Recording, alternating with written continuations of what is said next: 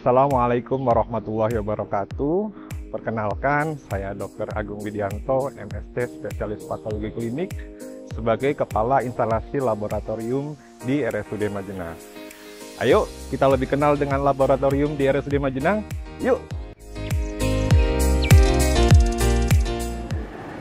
Secara umum, pelayanan di laboratorium RSUD Majenang dibagi menjadi 5 sub atau 5 bagian. Jadi yang pertama ada pelayanan hematologi, kemudian yang kedua ada pelayanan pemeriksaan kimia, kemudian ada layanan pemeriksaan imunologi, kemudian ada layanan pemeriksaan mikrobiologi, dan yang kelima ada pelayanan BDRS atau bank darah rumah sakit.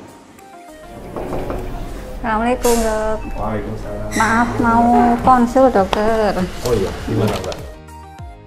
Ini, Dok, ada pasien dari ruang melati. Pemeriksaannya darah rutin sama hitung jenis, cuman di alat itu tidak keluar. Nggak kebaca. Iya, Sudah tidak ada kebaca preparatnya? hasilnya. Sudah saya buatkan. Oh iya, coba kita lihat ya. Kan Mbak, saya lihat hasil dari di alatnya gitu. Terus kita coba lihat di bawah mikroskop.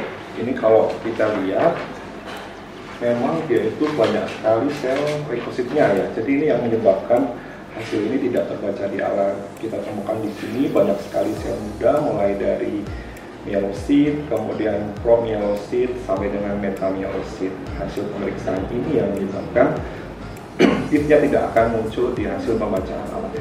Coba kita lihat batang pandang yang lainnya.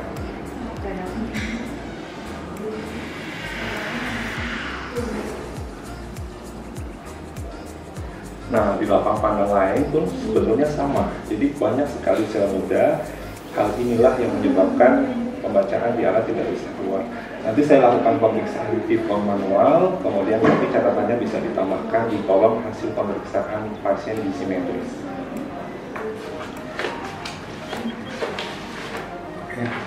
Ini di pelacak. Nanti saya dulu, hasilnya nanti saya tulis di simetris, kemudian kalau sudah selesai nanti saya cover tentang ini ya.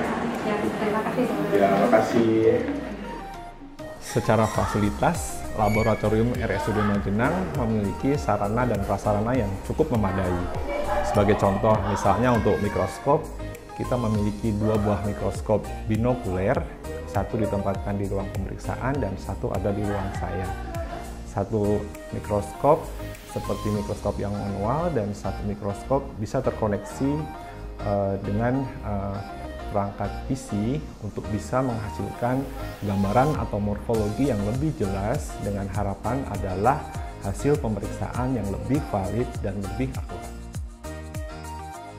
Contoh masing-masing pemeriksaan di masing-masing sub, misalnya di bagian hematologi kita bisa melakukan pemeriksaan darah rutin, kemudian pemeriksaan morfologi darah tepi, kemudian di bagian kimia kita bisa melakukan pemeriksaan fungsi ginjal, fungsi hati, kemudian di bagian imunologi kita bisa melakukan pemeriksaan mulai dari yang sederhana, misalnya tes kehamilan, atau mulai pemeriksaan yang agak advance sedikit, misalnya pemeriksaan high sensitive kardiak troponin I untuk marker jantung. Kemudian juga di sub mikrobiologi kita bisa melakukan pemeriksaan mikrobiologi sederhana, misalnya BTA atau bakteri tahan asam, dan juga pemeriksaan TCM atau tes cepat molekuler. Sedangkan untuk bagian BDRS, laboratorium memiliki fungsi untuk membantu pemenuhan kebutuhan darah internal Rumah Sakit Umum Daerah Majenang.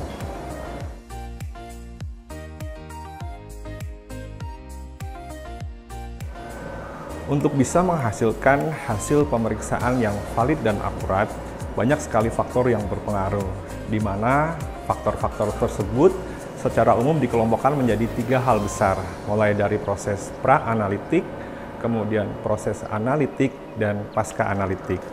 Di mana ketiga faktor tersebut sebetulnya adalah suatu rangkaian yang dimulai ketika pasien datang ke laboratorium, kemudian melakukan pendaftaran, dilakukan pengambilan sampling, dilakukan pemeriksaan, sampai dengan penyerahan hasil laboratorium terhadap pasien. Di mana potensi kesalahan yang paling besar ada di tahap pra-analitik, makanya kita harus hati-hati. Kemudian di tahap analitik, sebagai contoh, proses analitik yang sering kita lakukan adalah kita melakukan proses QC, di mana proses QC atau quality control itu kita bisa lakukan setiap hari untuk mengetahui performa alat. Dari proses QC tersebut, nanti bisa kita ketahui apakah alat tersebut bisa bekerja dengan baik, apakah ada random error, ataukah ada systematic error, di mana ketiga hal tersebut bisa menjadi landasan pengambilan keputusan apakah alat tersebut akan running hari ini untuk melakukan pemeriksaan atau tidak. Contohnya adalah alat hematologi ini, kita bisa melakukan quality control dan kita pantau hasilnya setiap hari. Sehat bersama RSUD Magelang. RSUD Magelang, ini lebih baik. Assalamualaikum warahmatullahi wabarakatuh.